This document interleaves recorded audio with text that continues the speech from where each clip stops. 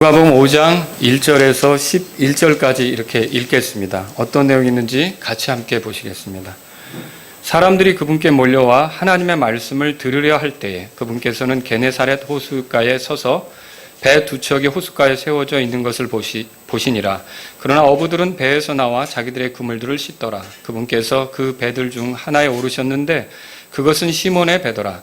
그분께서 그가 무태서 조금 나갈 것을 그에게 청하시고 앉으사 배에서 사람들을 가르치시더니 이제 말씀을 그치시고 시몬에게 이르시되 깊은 데로 가서 너희 그물들을 내려 한번 끌어당기라 하시매 시몬이 응답하여 그분께 이르되 선생님이여 우리가 밤새도록 수고하였어도 아무것도 잡지 못하였으나 그럼에도 불구하고 선생님의 말씀에 따라 내가 그물을 내리리이다 하고 그들이 이 일을 행하니 심히 많은 물고기가 잡혀 그들의 그물이 찢어지니라. 그들이 다른 배에 있던 동료들에게 손짓하여 그들이 와서 자기들을 도와주기를 바라니 그들이 와서 두 배에 채우매 배들이 가라앉으려 하더라. 시몬 베드로가 그것을 보고 예수님의 무릎 앞에 엎드려 이르되 주여 내게서 떠나소서 나는 죄 많은 사람이니이다 하니 이는 그와 또 그와 함께한 모든 사람들이 자기들이 잡은 물고기들을 끌어당김으로 말미암아 놀랐기 때문이더라. 세베대의 아들들로서 시몬의 동료인 야고보와 요한도 놀랐더라. 예수님께서 시몬에게 이르시되 두려워하지 말라. 이제부터는 내가 사람을 낚으리라 하시니 다 같이요. 그들이 자기들의 배를 물에 대고 모든 것을 버린 채 그분을 따르니라. 아멘. 자, 여기 5절에 보시면 베드로가 여기 시몬은 베드로입니다, 여러분. 시몬은 베드로를 말하는 거예요. 근데 이제 베드로가 선생님의 말씀에 따라 내가 그물을 내리리다 그렇게 말한 부분이 있어요. 찾으셨습니까? 자, 여기서 말씀에 따라 이 부분을 표해 놓으시고 이 제목으로 제가 오늘 여러분에게 설교하겠습니다. 자, 물 흘러가듯 살아간다 이런 말 들어보셨을 거예요. 그걸 이제 우리가 순리대로 산다 이렇게 말하거든요. 그렇게 살 때 큰 문제 없이 안전하게 이렇게 여러 가지 것들을 해나갈 수 있다 그런 뜻이죠. 근데 이제 제가 여러분에게 질문 드리고 싶은 거는 그리스도인으로서 순리대로 산다. 그건 어떤 걸 얘기하는 걸까요? 그거는 말씀에 따라 사는 겁니다. 그러니까 주의 말씀에 따라 살 때 그거를 우리가 순리대로 산다 그렇게 말할 수가 있는 거예요. 그러니까 주의 말씀대로 살지 않으면 이게 순리대로 사는 게 아니라 이게 힘들게 살아가는 거예요. 그러니까 여러분과 제가 주의 말씀에 따라 살아갈 때 순리대로 살아간다. 그리스도인은 그렇게 믿고 받아들이셔야 되는 거죠. 그러니까 왜 이게 말씀에 따라 사는 게 순리대로 사는 거냐. 사실 모든 자연 만물들을 보면 하나님 말씀에 의해서 생겼고 오늘 아침에도 말씀을 드렸지만 하나님 말씀에 의해서 생겼고 하나님 말씀에서 유지되고 있고 하나님 말씀대로 이루어질 거 아닙니까? 그럼 모든 자연 만물들이 결국은 하나님 말씀을 존중하고 있는 거예요. 하나님 말씀을 무시하지 않는다는 거죠. 그렇다면 그리스도인들도 이런 자연 만물들처럼 하나님 말씀을 거역하려고 하는 게 마귀하고 사람들이에요. 그 외에는 다 하나님 말씀에 맞춰 가려고 하는 거예요. 그렇잖아요? 근데 이 그리스도인이 이런 자연 만물들이 순복하는 하나님 말씀에 같이 순복하는 것이 이게 순리대로 사는 것이다. 그렇게 보시면 된다는 거죠. 오늘 제가 이 성경을 여러분에게 보여드리면서 같이 말씀을 나누려고 하는 게 시몬 베드로가요. 그물을 내렸어요. 그러니까 사실은 그물을 정리하고 낚시하는 거 이제 그만두고 집으로 들어가서 쉬려고 했는데 그물을 내렸단 말이죠. 그리고 엄청난 물고기를 그물이 찢어질 정도의 그 물고기를 거두게 된 걸 성경을 통해 보잖아요. 자, 이런 행동은 뭘까요? 이게 주의 말씀에 따라 했다고 하는 건데 이게 바로 순리대로 한 거예요. 만약 이 시간에 그렇게 하지 않고 나 못하겠어요 라고 하고 갔다면 그 사람은 시몬 베드로는 하나님의 말씀, 주의 말씀에 역행하는 꼴이 된 거죠. 그러면 그에게 주어질 수 있는 유익 같은 거 이런 것들을 경험할 수가 없게 되었을 거라는 겁니다. 저도 그렇고 여러분도 그렇고 이렇게 하나님 말씀에 따라 사는 것을 간절히 원합니다. 자, 여기 보세요. 5장에 보니까 시작은 이렇게 되어 있어요. 사람들이 그분께 몰려와 하나님 말씀을 들으려 할 때 그렇잖아요. 많은 사람이 하나님 말씀을 들었다는 거예요. 그럼 베드로도 이 베드로의 배에 올라타셔서 예수님이 베드로의 배에 올라타셔서 이렇게 사람들을 가르쳤잖아요. 그럼 그물을 청소하면서 베드로도 듣지 않았겠습니까? 근데 여기서 중요한 점은 뭐냐면 베드로가 그렇게 말씀을 듣고 끝낸 게 아니라 실제로 그 말씀, 권위 있는 말씀을 하신 예수님께서 한번 깊은 데로 가서 그물을 내려보라 하니까 말씀을 듣고만 끝낸 사람이 아니라 그대로 했다는 거죠. 그리고 놀라운 일을 보지 않았습니까? 저는 그래서 저와 여러분들이 이렇게 말씀에 순복하는 삶, 그 말씀에 따라 사는 삶, 이런 삶이 되도록 격려가 되게끔 이렇게 이제 주님의 말씀대로 행하는 게, 주님의 말씀에 따르는 게 얼마나 중요한지 여러분에게 알려드리려고 하는 거예요. 그러니까 주님의 말씀을 따를 때 나타날 수 있는 그런 것들을 여러분에게 소개하면서, 야, 이 설교를 듣고 이제 여러분이 여기를 나갈 때 내가 이제부터는 주의 말씀에 따라 살아야겠다, 이런 마음을 갖도록 도와드리고 싶은 거죠.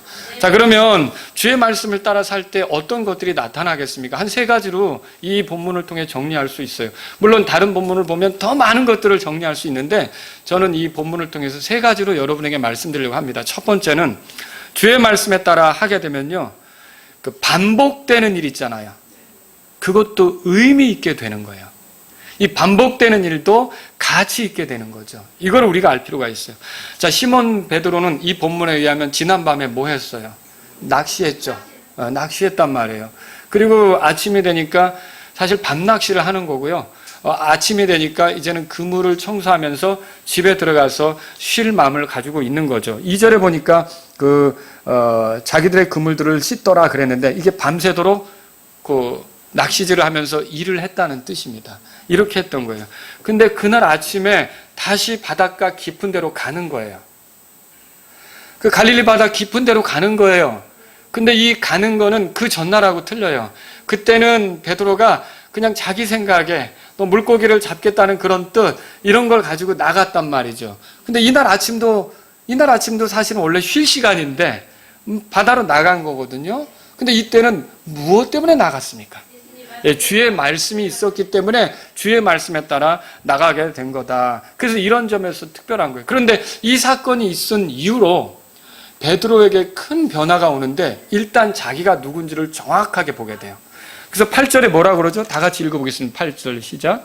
시몬 베드로가 그것을 보고 예수님의 무릎 앞에 엎드려 이르되 오 주여 내게서 떠났소. 나는 죄 많은 사람이니이다 하니. 자기 자신을 죄 많은 사람이라고 발견한 거예요. 여러분, 이게 사실은 모든 은혜를 받기 위한 첫 단추라는 거 아세요? 그러니까 이 땅에 사는 사람이 하나님의 은혜를 누리고 하나님하고 가까워질 수 있는 게 자기가 대단하다, 자기가 얼마나 뛰어나다, 이런 거에 그 초점을 맞추면 절대 은혜 누리지 못합니다.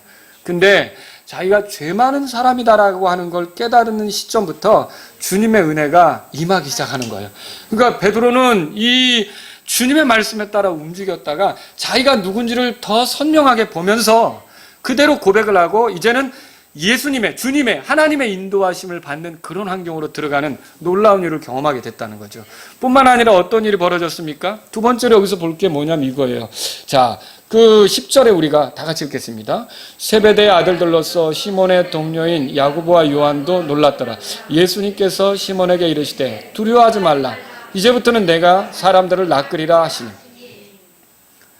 그동안은 물고기만 낚았던 사람인데 새로운 일로 인도받는 거예요. 그러니까 주님이 이 사람을 쓰고 싶으신 거죠. 그리고 이 사람을 도구 삼아 어떤 일을 펼치시려고 하는 거죠. 그러니까 이제는 주님의 동역자가 되고 주님을 따라가는 사람이 되고 새로운 인생으로 들어가게 되는 거예요. 근데 이게 어디서부터 시작이 됐느냐? 그날 아침 주의 말씀에 따라 깊은 데로 가서 그물을 내리라고 한 주의 말씀을 가볍게 여기지 않고 그대로 했을 때 이게 눈이 열리게 된 거예요. 자기가 누군지 보기 시작했고요. 자기가 앞으로 해야 될 일이 뭔지를 발견하기 시작했고요. 그리고 자기가 누군지 보고 자기 앞에 계신 그 주님이 누군지를 알면서 그분을 따라야겠다는 마음이 들어서 이 시간 이후로 베드로의 인생은 확 바뀌는데 모든 걸 내려놓고 누구를 따르게 됩니까? 예수님을 따르게 되는. 그래서 만약에 이때 이런 일이 없었더라면 우리가 베드로를 기억이나 하겠어요? 여러분, 베드로 알죠? 베드로 모르시는 분, 교회 다니면서 베드로가 누구냐고 물어보세요. 교회 다니면 대부분 다 베드로 기억하죠. 알죠? 이렇게 그리스도인 진영에서 기억에 남는, 그리고 하나님의 편에서 일하는 사람들 틈에서 이 이름이 잊혀지지 않는 그런 사람이 되기 시작했던 거예요. 근데 이 첫 단추가 뭐냐? 그날 아침 주께서 베드로에게 말씀하신 게 있었어요. 깊은 데로 가서 그물을 내리라. 그런데 그 말씀에 따라 움직인 거죠. 그 말씀에 따라 일을 하게 된 거죠. 이것이 베드로의 삶에 큰 변화를 주게 된 거다라고 하는 거죠. 근데 보세요. 매번 낚시질을 했을 거 아닙니까? 반복적으로 낚시질을 한 거 아닙니까? 근데 이때만큼은 똑같은 낚시질인 것 같은데 다르게 베드로의 삶에 영향을 미쳤어요.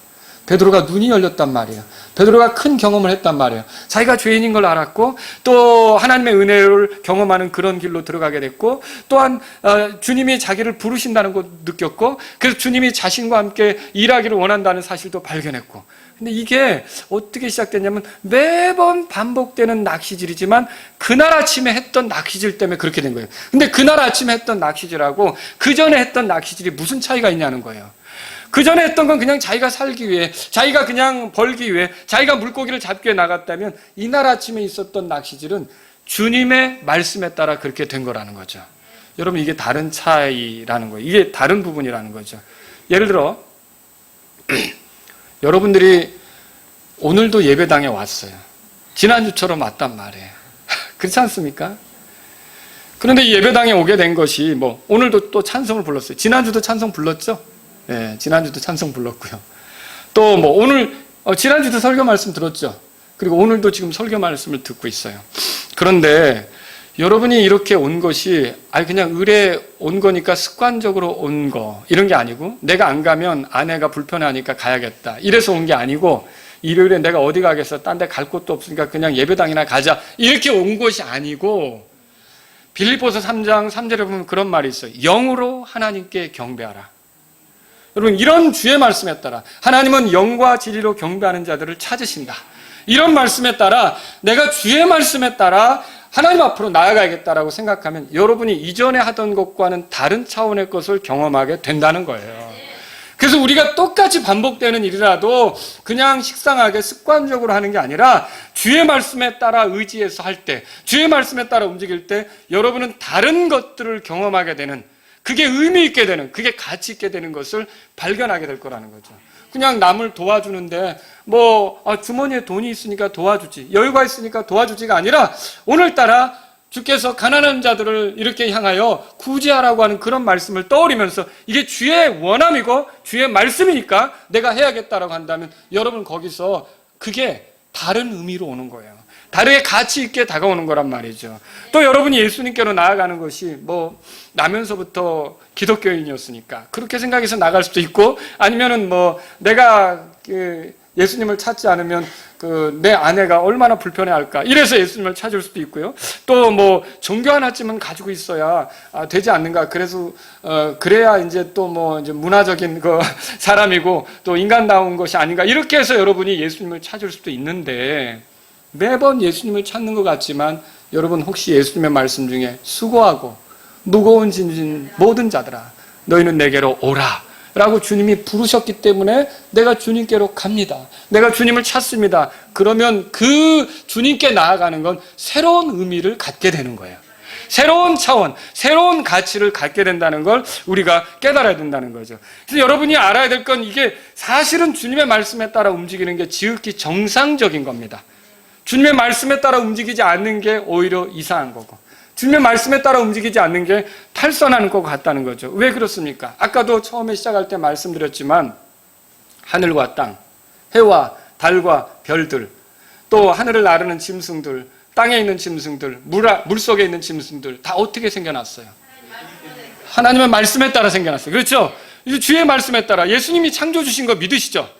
예수님에 의해서 모든 것이 조성된 거잖아요. 그러니까 주의 말씀에 따라 있는 거예요. 그래서 이 땅에 존재하는 건 뭐든지 주의 말씀에 따라 있게 되었기 때문에 주의 말씀에 거슬리려고 하지 않는 거라는 거죠.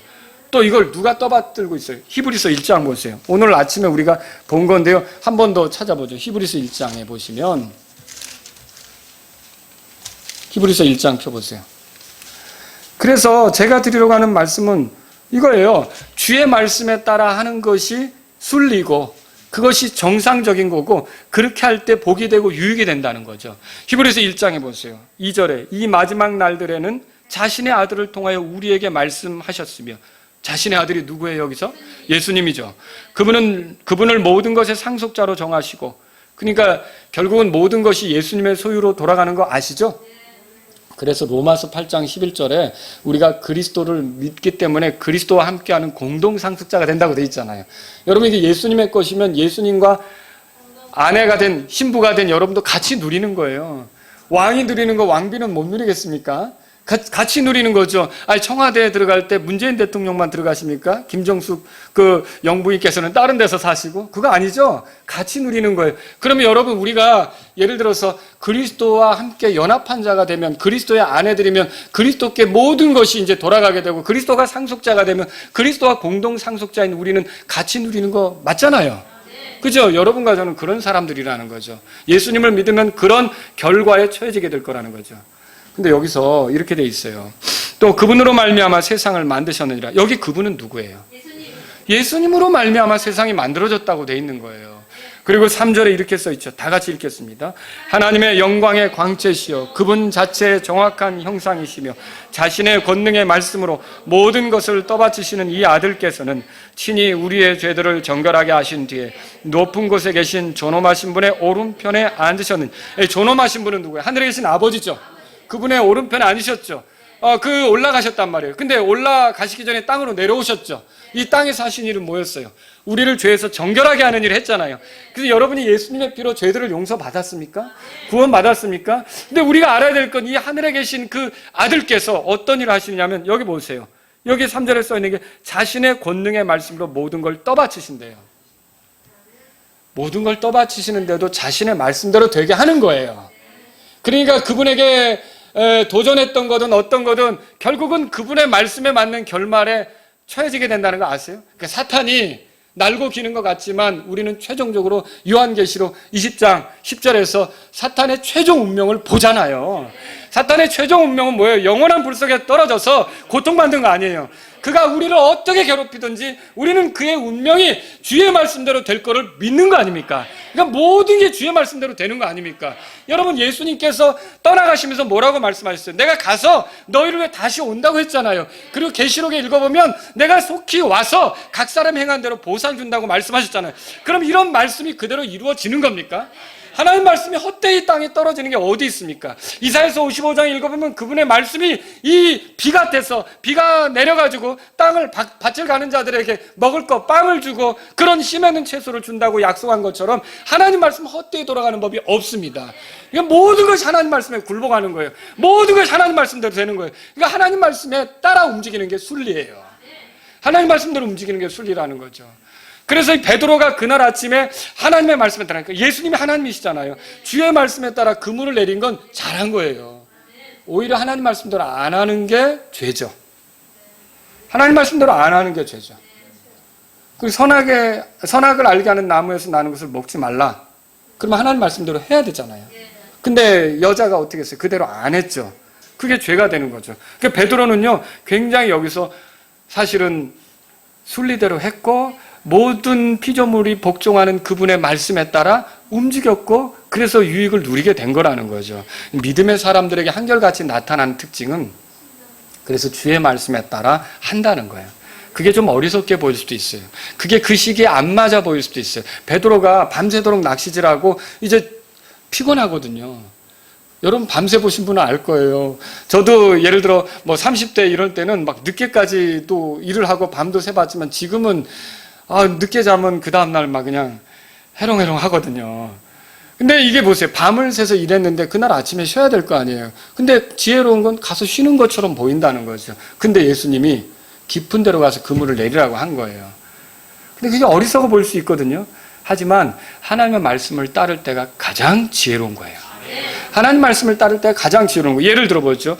노아가 방주를 만들 때 창세기 6장 22절에 이렇게 써 있어요. 하나님께서 자기에게 명령하신 모든 것에 따라 그대로 했다고 써 있어요.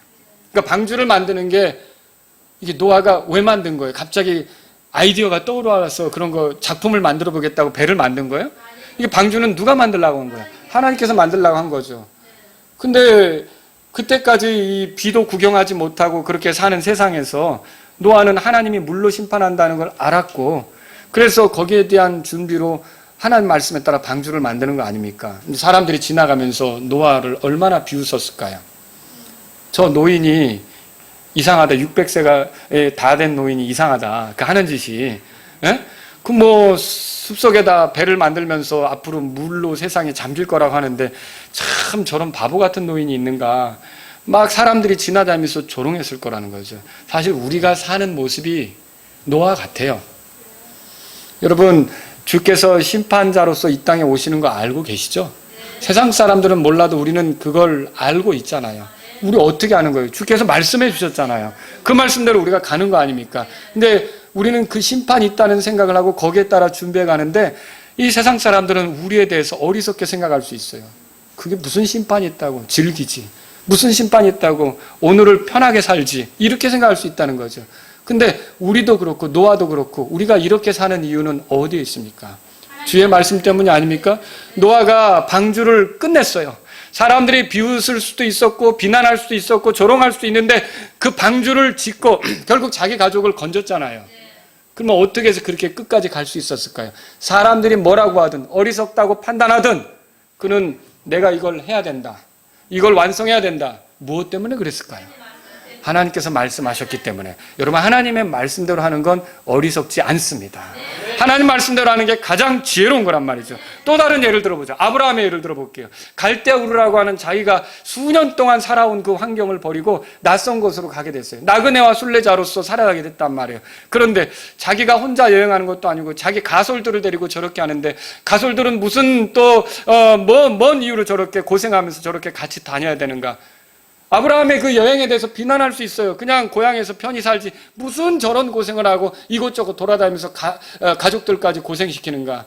그때 아브라함은 할 말이 있죠.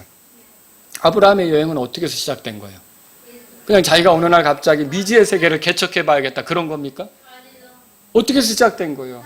하나님께서 말씀하신 게 있잖아요. 그 말씀에 따라 시작한 거면 사람들이 뭐라고 평가하든 그게 지혜로운 거라는 거예요. 사람들이 어떻게 반대하고 비난하든 그게 지혜로운 거라는 거죠. 여러분, 지금 베드로가 그물을 내리는 것은 주의 말씀에 따라 그렇게 한 건데 사람이 뭐라고 평가하든 그건 지혜로운 것이었다는 거죠.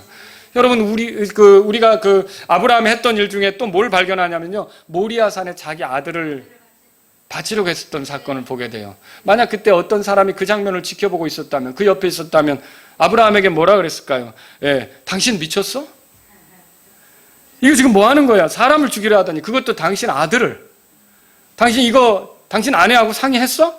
완전히 정신 나간 사람이구만. 그런데도 아브라함은 그 일을 하고 있어요. 정말 이상하게 보이죠. 그런데 아브라함이 그렇게 해야 하는 이유는 어디 있습니까? 주께서 말씀하셨기 때문이죠. 그러니까 주의 말씀대로 하는 것이 가장 지혜로운 거죠. 아브라함은 그렇게 하고 나서 아들을 잃어버리지는 않았어요. 하나님께서 순양을 준비해 주셨잖아요. 그리고 오히려 무엇을 집중했습니까? 이미 모든 걸 알고 계시는 하나님이시지만 아브라함의 삶으로 그만큼 자기 하나님이 주신 외아들보다 하나님을 더 사랑한다는 걸 입증해 보일 수 있는 기회가 되었다는 것이죠. 그러니까 이게 아브라함이 지혜롭게 행동한 거죠. 그래서요, 우리가 하는 행동이 의미 있게 되는 순간, 이게 정말 주님 앞에 가치 있게 되는 순간은 어떤 것이냐면 그냥 습관적으로 하는 게 아니라 주의 말씀을 기억하고 하는 거예요. 여러분이 그래서 기도를 한다든지 하나님께 구한다든지 경배를 한다든지 다른 지체를 섬긴다든지 어떤 봉사를 한다든지 이런 모든 걸 할 때 그냥 내 기분에 해야겠다 이게 아니라 주의 말씀에 따라 하실 수 있기를 바랍니다. 그게 순리대로 하는 거고 그게 열매가 나오는 거고 그게 굉장히 그 사람에게 복이 되는 거고 두 번째 걸로 또 이어져요. 두 번째 건 뭐냐면요. 이렇게 할 때 주의 말씀에 따라 시도할 때 주님의 일하심을 보게 되는 거예요. 뭘 보게 된다고요? 주님의 일하심을 보게 된다는 거죠. 때때로 우리는 어떤 일에 열심을 냈지만 아무것도 얻지 못할 때 그냥 마음이 낙담이 돼서 그만두려고 생각할 때도 있어요. 지쳐서 포기하려고 그런 생각이 들 때도 있다는 거죠. 물러서야겠다는 생각이 들 때도 있다는 거죠. 그런데 그런 순간에라도 주님의 말씀이 떠오르고 주님의 말씀이 뭐라고 나에게 말하는 게 있다면 여러분은 그냥 쉽게 포기할 게 아니라 주의 말씀에 따라 움직이시면 주님의 일하심을 보게 된다는 거예요. 반드시 그걸 말씀드립니다. 시몬은 물고기 낚는 일에 경험을 가지고 있어요. 밤새도록 수고했어도 아무것도 낚지 못한 거죠. 이제 그물을 씻으면서 일을 끝내고 들어가서 쉬려고 하고 있어요. 근데 그날 배에 예수님이, 자기 배에 예수님이 올라서 사람들을 가르쳤던 거예요. 물가에 좀 띄우라고 하시더니. 근데 베드로는 거기서 그물을 청소하고 있었던 거죠. 그러면 청소하다 보면 주님의 말씀이 다 들렸겠죠? 같이 듣고 있었던 거예요. 그런데 갑자기 예수님께서 가르치시는 일을 다 끝내시더니 뭐라 하냐면 시몬에게, 시몬아, 깊은 데로 가서 그물을 한번 던져봐라. 그물을 한번 끌어당겨봐라 그랬던 거예요. 그러면 베드로가 이 말씀을 듣고서요, 고개를 흔들 수도 있어요. 왜 그러냐?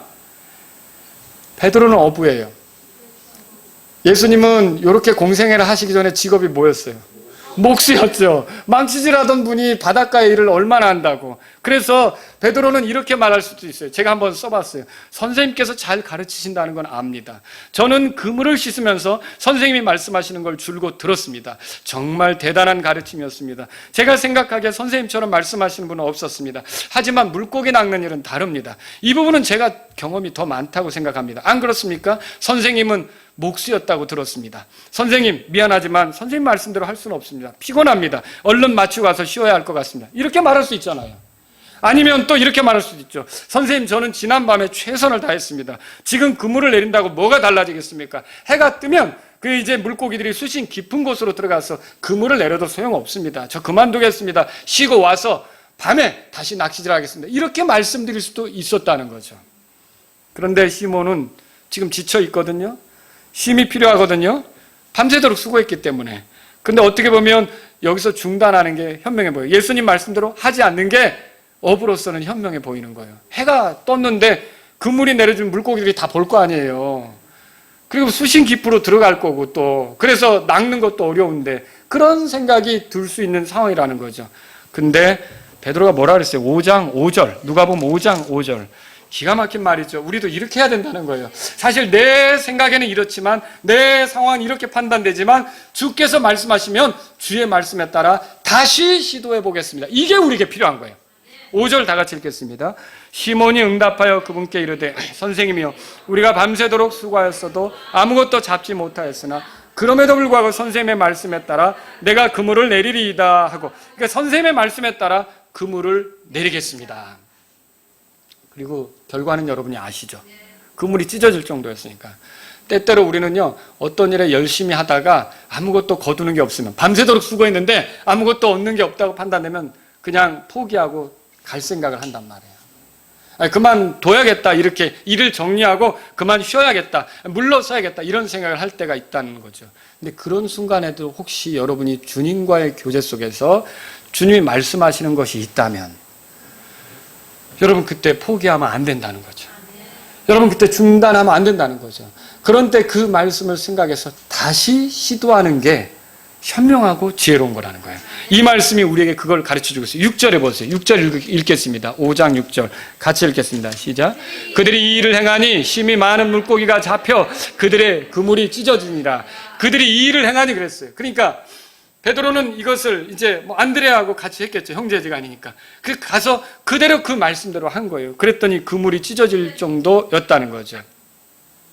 여러분 피곤하고 쉬고 싶고 적절한 때가 아니라고 생각되고 내 경험상 지금은 물러나야 할 때라고 보는데 주께서 말씀하신 거예요.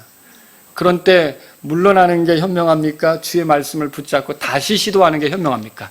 주의 말씀을 붙잡고 다시 시도하는 게 현명하죠. 그때는 어떻게 되느냐? 주님이 일하시는 걸 보는 거예요. 주님은 창조주시죠?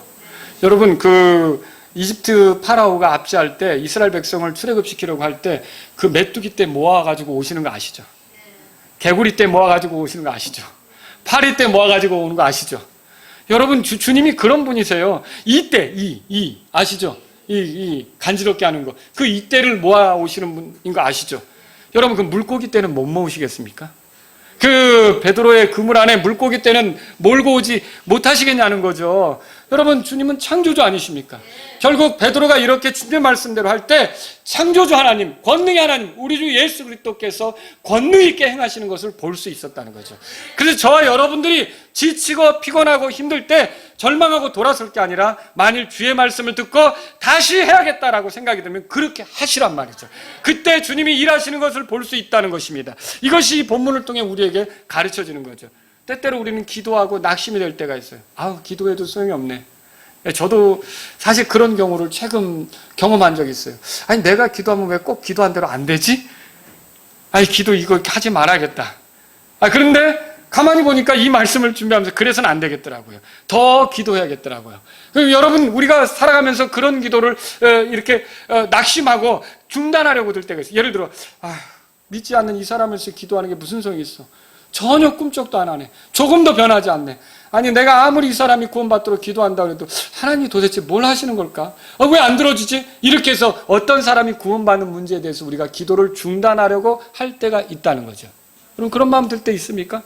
근데 갑자기 그때 누가복음 18장 1절의 말씀이 생각나는 거예요. 낙심하지 말고 기도하라고. 여러분, 그 있죠. 항상 기도하고 낙심하지 말아야 될 것을 주님이 가르치셨잖아요. 그 말씀을 생각하고 아니다, 내가 다시 기도해야겠다. 여러분, 그러면서 믿지 않는 자들을 위해 여러분이 기도할 때 하나님이 일하시는 것을 보게 되는 거죠. 여러분, 하나님이 일하실 때 우리에게 나 이렇게 일하고 있어라고 항상 보이십니까? 내 눈앞에 보이지 않아도 하나님은 일하고 계신 분이세요. 여러분, D.L. 무디가 친구 5명을 위해서 기도를 했어요. 구원받도록. 평생에 걸쳐 기도했는데 3명은 살아있을 때 기도하고 1명은 이제 거의 죽을 때 장례식에 맞이해서 구원받았어요. 하나는 안 됐단 말이에요. 근데 이 마지막 사람은 어떻게 됐냐? 나중에 D.L. 무디가 이미 하나님께로 갔는데 그 뒤에 구원받게 되는 일이 있었다는 거죠. 여러분, 이게 하나님께서 일하시는 것을 우리가 보기를 원한다면 하나님 말씀을 생각하고 이건 중단하면 안 된다라고 생각하는 건 중단하시면 안 되는 거예요. 계속 기도하시기 바랍니다. 여러분 주변에 믿지 않는 남편이 됐든 믿지 않는 아내가 됐든 어떤 믿지 않는 친구가 됐든 우리가 기도하다가 도대체 이 반응이 아무것도 없는 것 같아서 중단하고 싶고 포기하고 싶어질 때, 여러분 그런 말씀 있잖아요. 온 천하를 얻는 것보다 한 혼이 더 중요하다는 말. 그렇죠? 우리가 그 한 혼을, 이렇게 중요한 혼이라면 내가 기도하겠습니다, 하나님. 이렇게 기도하시라는 거죠. 또 이렇게 한 혼이 구원받을 때 하늘에서 뭐가 있다 그랬어요? 천사들 앞에서 기쁨이 있다 그랬죠. 그럼 그 말씀을 생각하고 기도하시라는 거죠. 하나님 아버지, 이런 기쁜 일이 내가 지금 기도하고 있는 이 대상을 통해 하늘에서 있어지기를 원합니다. 여러분이 기도를 중단하시지 말라는 거죠. 또 여러분, 혹시 우리는 여러 해 동안 교회를 섬겨왔는데 그러나 삶이 꼬이고 사람들과의 관계도 이전과 같지 않아 어디선가 새로 시작하고 싶어서 이제 교회를 그만두고 내가 뒤로 물러가려고 하는 생각이 들 수도 있다는 거죠. 근데 그때 하나님께서 고린도전서 14장 12절을 통해 이와 같이 너희도 영적 선물에 열심히 쓴즉 교회 세우는 일에 뛰어날 것을 구하라, 이렇게 말씀하셨다면 주여, 내가 이 말씀에 따라 다시 시작하겠습니다. 이게 복이에요. 이게 주님 앞에서 해야 될 일이라는 거죠. 그래서 여러분과 제가요, 주의 말씀대로 할 때는 주님의 일하심을 보게 된다는 걸 기억하시란 말이죠. 그래서 우리가 낙심할 게 아니라는 거예요. 사람이기에 지칠 수 있습니다. 사람이기에 수고해도 헛되게 보일 수가 있습니다. 근데 그만두어야 할 때라고 판단되어질 때도 물러나는 게 아니라 주의 말씀을 생각하고 다시 시도하면 하나님의 일하심을 보게 되는 걸 믿으시기 바랍니다. 주께서는 우리가 나약한 그리스도인이 되는 걸 원치 않으십니다. 피곤을 이기고 그런 그 지친 상태를 이기고 주님이 명령하시는 것을 따를 수 있는 사람이 되는 걸 원하는 거죠. 베드로가 그런 일을 앞으로 해야 되지 않아요? 어떻게 보면 이 일은 베드로가 앞으로 어떤 일을 하게 될지의 예고편이에요. 피곤하고 지치고 힘들다고 해서 물러난다? 그럼 베드로가 어떻게 주님의 사도로서 일할 수 있어요? 그러니까 주님은 이때 이 힘들고 피곤하고 지친 베드로에게 가서 깊은 데로 가서 그물을 내리라고 했던 거예요. 그 베드로는 순종했죠. 근데 앞으로 베드로가 사도로서 일할 때에도, 주님이 승천하신 뒤에 복음을 전하러 이렇게 다닐 때에도, 이렇게 위험한 순간이 오고 지치고 피곤한 순간이 올 때라도 주님의 말씀이라면 그렇게 하게 되면 주님의 일들을 볼 거 아닙니까? 주님은 그걸 기대하셔서 베드로에게 말하자면 교육을 시킨 거예요. 베드로에게 교육을 시킨 거죠. 주님은요, 이렇게 우리가 주의 말씀에 따라 움직이는 걸 원하는 거예요. 여러분, 한 죄인이 구원받는 것도 주님의 말씀에 따라 복음에 순종할 때 가능한 거 아닙니까? 주의 말씀에 따라 할 때 놀라운 일들이 벌어지는 거예요. 그러니까 죄인도 주의 말씀에 따라, 복음의 말씀에 따라 순종할 때 구원받는 거죠. 그리스도인 우리도 주의 말씀에 따라 어떤 일을 하게 될 땐 하나님의 일하심을 보게 된다는 걸 믿으시기 바랍니다.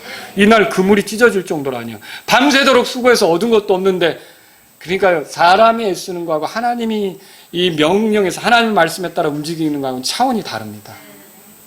그렇잖아요. 그러니까 우리가 내 힘으로 바둥거리는 거하고 하나님께서 하시면, 교회를 이렇게 뭔가를 이렇게 섬기는 때 사람들이 흔히 하는 실수가 뭐냐면 하나님이 일하시는 거에 대한 기대보다 내 우리끼리 머리를 맞대서 뭔가를 해보려고 하는 게 많다는 거죠. 밤새도록 수고했지만 얻은 게 없잖아요. 그러나 주의 말씀에 따라 움직이면 하나님이 일하시는 걸 보게 됩니다. 그래서 저와 여러분들이 하나님의 일하심을 보기를 원한다면 이 주의 말씀을 존중하고 주의 말씀에 따라 가려고 해야 되는 거죠. 여러분, 세 번째 드리고 싶은 말씀인 거예요. 주의 말씀에 따라 시도하게 되면요, 주님으로부터 배우는 것이 있게 돼요. 새로운 인도를 받게 되는 거죠. 시몬은 주의 말씀대로 했지만 그렇게 많은 물고기가 잡힐 거라고 기대했을까요? 이렇게 그물이 찢어질 정도의 물고기가 잡힐 거라고 기대는 했을까요? 못했죠. 배가 2배나 필요하다고 이렇게 생각이나 했겠냐는 거죠. 만약 그런 기대를 했더라면 어떻게 했을까요? 자, 거기에 동업자를 불렀다는 말이 여기 나오네요. 7절에 보세요. 7절. 다 같이 읽겠습니다. 시작. 그들이 다른 배에 있던 동료들에게 손짓하여 그들이 와서 자기들을 도와주기를 바라니 그들이 와서 2배에 채우매 배들이 가라앉으려 하더라. 만약에 이 시몬 베드로가 정말 주님이 내가 주님의 말씀에 따라 할 때 어마어마한 걸 하실 거다라고 하는 기대가 있었다면 떠나기 전에 어떻게 했을까요? 자, 깊은 데로 가서 그물을 내려봐라. 예수님이 그러니까 그리고는 저기 야고보 요한의 배도 있을 거 아닙니까? 이봐, 같이 가세. 뭐라 그랬을까요? 지금 주님이 말씀하셨어. 우리가 주님의 말씀대로 하니까 가자고. 내 배로는 안 될 것 같아. 이래야 정상 아닙니까? 그렇죠? 내 혼자 배로는 안 될 것 같아. 우리 같이 가보자. 주님이 어떤 일을 하시는지 보지 하고 이렇게 같이 데리고 갔을 거 아닙니까? 근데 혼자 갔고요. 혼자 감당이 안 됐고요. 나중에서 이복애들 와서 도와줘. 큰일 났어. 너무너무 많아서 이거 우리 배로는 안 돼. 이렇게 했던 이유가 뭐예요? 처음에 그렇게 갈 때 그런 큰 기대가 있었습니까? 그런 기대가 없었다는 거죠. 설마 그렇게 어마어마하게 그물이 찢어질 정도로 될까 이런 생각이 그러니까 베드로에게는 그런 기대가 없이 일단은 주의 말씀대로 했다는 거죠. 근데 여러분, 주의 말씀대로 했을 때 진짜 놀라운 일을 경험한 거죠. 여기 그 동료들도요, 너무너무 놀랐어요. 자, 그거 보세요. 10절에 한번 읽어보겠습니다. 시작. 세베대의 아들로서 시몬의 동료인 야고보와 요한도 놀랐더라. 예수님께서 시몬에게 이르시되 두려워하지 말라. 이제부터는 내가 사람을 낚으리라 하시니. 여러분, 여기서 진짜 놀라운 경험을 했어요. 상황이 어떻든 이렇게 주님의 말씀대로 할 때 주님의 일하심을 볼 수 있다고 했죠. 그리고 주님은 거기서 끝나지 않아요. 이렇게 주님의 말씀대로 한 사람을 다른 데로 인도하세요. 이게 중요한 거예요. 그러니까 인생의 행로를 인도받기를 원하시는 사람들은 주님의 말씀대로 하는 게 필요하다는 거죠. 내 멋대로 하면서 주님 나를 인도해 주세요. 어림없는 소리라는 거죠. 내가 정말 주님의 인도를 받기를 원한다면 주님의 말씀대로 움직이기 시작하는 거예요. 내가 그분이 하실 일을 다 기대할 수는 없어요. 내가 다 측량할 수는 없어요. 다 그걸 그려볼 수는 없어요. 그래도 주님의 말씀대로 하게 되면 주님이 인도하시는 걸 보게 되는데, 주님은 베드로하고 그 동료들을 어떻게 인도하시냐면 처음에는 물고기를 낚는 어부였는데 이제는 뭐가 되게 하려고 합니까? 사람을 낚는 어부로 만들려고 하는 거예요. 단지 갈릴리 바다에서 물고기만 낚다가 끝나는 존재가 아니라 이 예수님께서 관심을 가지고 있는 이뤄진 혼들을 건지는 그 사람을 낚는 어부가 되게 하려고 한다는 거죠. 이 인도하심을 경험하는 건 그들이 주의 말씀에 따라 했을 때 그렇게 된 거라는 거예요. 여러분이 하나님의 인도를 경험하기를 원하십니까? 그러면 어떻게 해야 된다는 걸 여기서 배웁니까? 주의 말씀대로 하게 되면 그분이 인도하시는 걸 보게 된다. 그래서 여러분이 주의 말씀대로 할 때는요, 주님이 가르쳐 주시고요, 인도하시는 거 주님으로 또 배우게 된다는 거예요. 그래서 저는 여러분이 이 시간에 하나님, 제가 주의 말씀, 주께서 인도하시는 삶을 살고 싶어요, 이런 기도하는 분이 있다면 그러면 그 사람에게 해답은 뭘까요? 주의 말씀대로 하는 거죠. 어려운 게 아니에요. 내게 주어진 문제부터, 내가 가까운 그런 어떤 건드릴 수 있는 문제부터 주의 말씀대로 해나가는 게 주님의 인도하심 받는 거예요. 우리는 기도할 때 주여, 주께서 저를 인도해 주세요. 그런데 내가 원하는 대로 살아요. 그럼 거기에 인도하심이 있습니까? 없는 거예요. 그런데 주님, 주님의 인도하심을 원합니다 라고 기도했다면 주의 말씀을 가까이 해야죠. 성경도 안 읽고 주의 말씀의 인도를 받을 수 있습니까? 이거 보세요. 이 베드로도 주의 말씀대로 할 수 있는 게 많은 사람이 하나님 말씀 들으려고 몰려드는 거 아닙니까? 거기서 주님이 말씀을 가르쳤잖아요. 그리고 그 말씀을 듣고 소망이 생겼고 이번 말씀대로 해봐야겠다는 마음이 드는 거 아닙니까? 그럼 우리도 주님의 말씀대로 하려면 성경을 멀리하면 됩니까? 안 되죠. 성경 말씀을 읽어야죠. 그래서 성경 말씀 읽으면서 주의 말씀대로 살아가려고 할 때 여러분에게 인도하심은 자연스럽게 나타날 수 있게 된다는 거죠. 주님의 인도하심은 자연스럽게 나타날 수 있는 일이 된다라고 하는 거죠. 여러분 부자 청년 아세요? 예수님에게 찾아왔죠. 그래서 어떻게 영원한 생명을 얻는지 물어봤잖아요. 예수님이 대답해 줬죠. 율법을 행하라. 그러니까 내가 부모를 공경하고 뭐 거짓말하지 않고 뭐 간음하지 않고 살인하지 않고 나 이거 어려서부터 다 했다고 그랬죠. 근데 예수님이 말씀하셨어요. 그러면 내 것을 팔아 가난한 자들에게 주고 그 뒤에 와서 나를 따르라고 했잖아요. 십자가를 지고 나를 따르라고 했잖아요. 근데 그 말씀을 들었을 때 부자 청년은 할 수 있었습니까? 못했죠. 거기서 주의 말씀에 따라 했더라면 주님의 인도하심을 경험하게 되었겠죠. 근데 그 부자 청년은 거기서 등장하고 사라졌어요. 그리고 우리가 기독교 진영에서 그 부자 청년이 어떻게 살아갔는지를 읽을 수 있습니까? 발견할 수 없어요. 베드로랑 다른 거예요. 그 부자 청년은 거기서 끝난 거예요, 진짜. 그리고 어디로 갔는지도 몰라요. 구원받았는지도 모르겠어요. 그래서 그냥 자기 길로 갔다고 돼 있어요. 근데 예수님이 그를 사랑했단 말이죠. 사랑했는데도 주님의 인도하심을 경험할 수 있었습니까? 못한 거죠. 왜 그래요? 주의 말씀에 따라 하지 않은 거죠. 여러분과 제가 주님의 인도하심, 주님께로부터 배우고 주님이 가르쳐 주시는 삶을 원한다면 해답은 나왔어요. 베드로처럼 주의 말씀에 따라 움직이기 시작할 때 그게 가능하다는 걸 믿으시기 바랍니다. 이 일로 인해 시몬 베드로는요 이제 새로운 데로 인도받게 됐어요. 물고기 낚는 사람이 아니라 사람을 낚는 사람이 된 거예요. 그래서 이제는 어부가 아니라 이제는 사도로서 일을 시작하게 된 거죠. 예수님의 소명, 예수님의 부르심, 예수님이 하시려고 하는 일에 동참자가 되는 영예를 누리게 된 거죠. 여러분 이런 인도하심으로 베드로가 들어가게 된 거란 말이죠. 오늘날 주님은 우리가 주님의 말씀대로 혼을 낚기 원하셔요.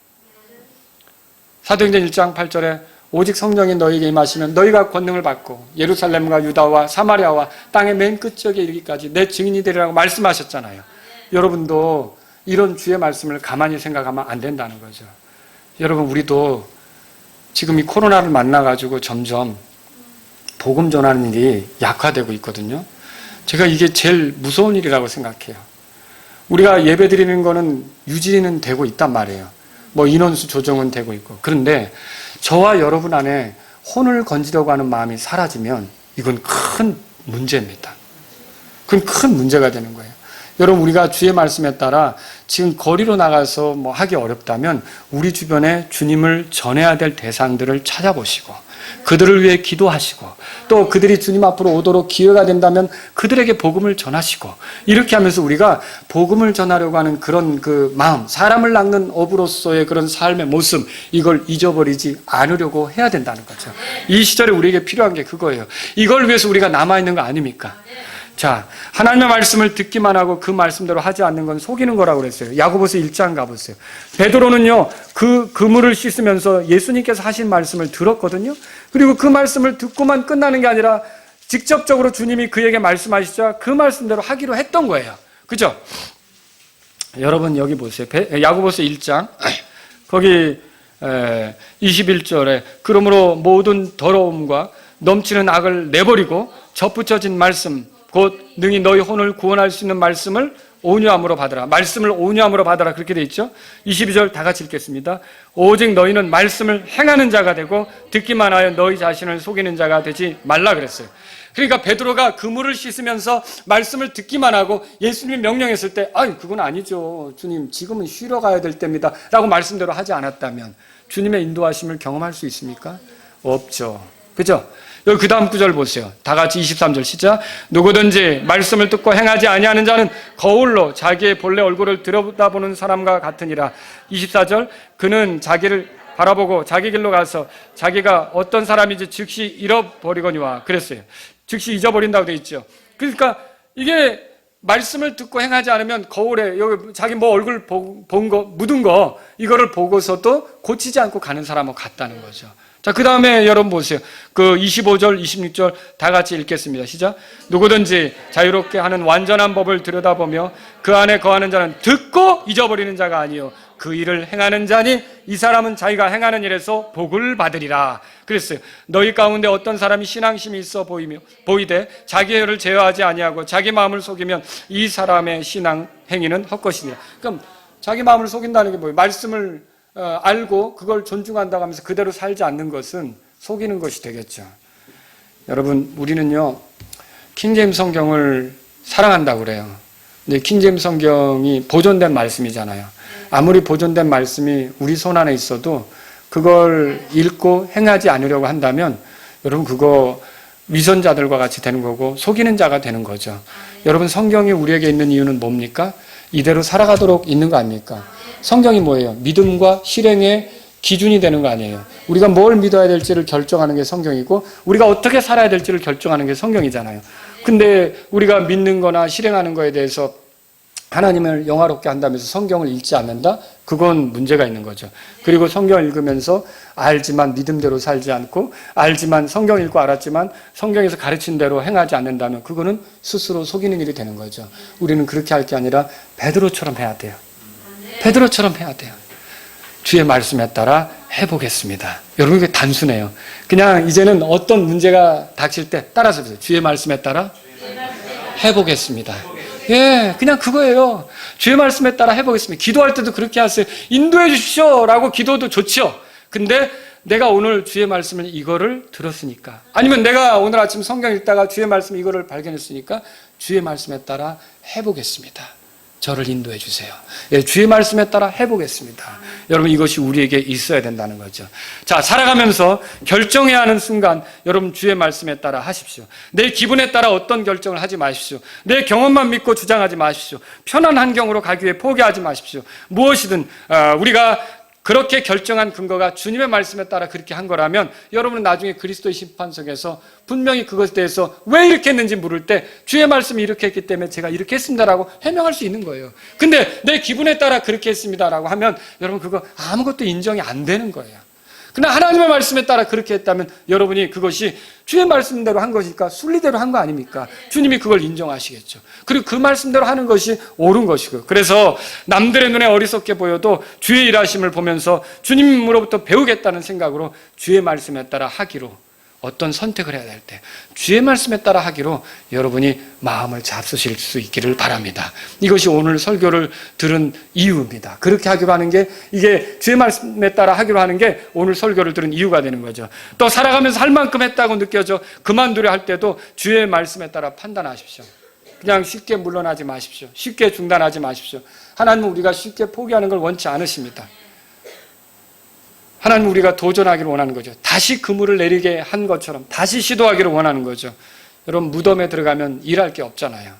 우리가 무덤에 들어가지 않은 이상은 어떤 일들에 쉽게 포기하지 말고 주의 말씀을 생각하면서 자꾸 도전하는, 여러분이 그리스도 안에서 경건하게 살고자 하는데 육신이 꿈틀거려서 넘어질 수도 있어요. 죄의 습관에 또 다시 빠질 수도 있어요. 그랬다고 해서 그리스도인의 삶이 끝난 겁니까?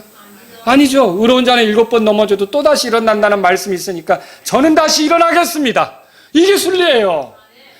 근데 이렇게 사는데 내가 어떻게, 나는 끝났습니다. 하나님, 난 여기서 그냥 내 멋대로 가겠습니다. 이게 순리를 역행하는 거죠.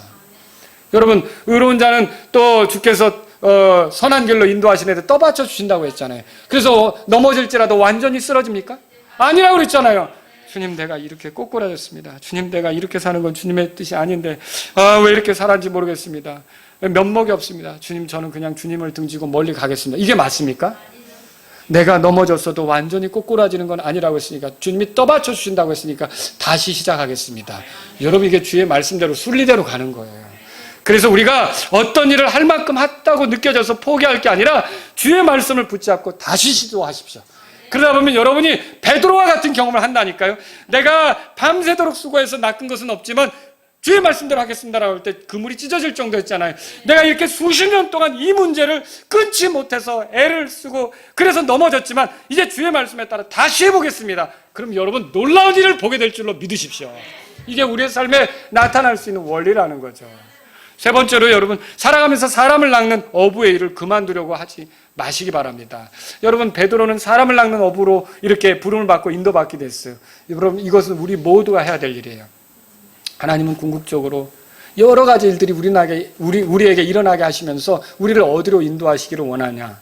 남은 생애 동안 한 사람이라도 주님께로 데려가는 일을 하는 자들이 되기를 원하시는 거예요. 여러분과 제가 이걸 안다면 이 누군가를 주님께로 인도해야 된다는 혹시 기도하는 내용 중에 구원을 위해서 누군가의 구원을 위해서 기도하는 게 사라졌다면 다시 그 기도를 하셔야 돼요. 하나님, 이 사람이 구원받기를 원합니다라고 다시 기도를 하셔야 돼요. 그리고 그 기회가 오면 그 사람을 주님께로 인도하려고 하나님께 지혜를 구하셔야 돼요. 너희 중에 누구든지 지혜가 부족하거든 너고 너희 주시고 꾸짖지 아니하시는 하나님께 구하라 그랬잖아요.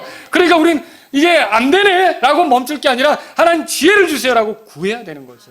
그래서 어떻게 해야 됩니까? 우리의 남은 생애가 한 혼이라도 주님께로 누군가를 인도하는 그런 데 쓰여지는 생애가 되도록 우리가 주님께 헌신해야 된다는 거죠.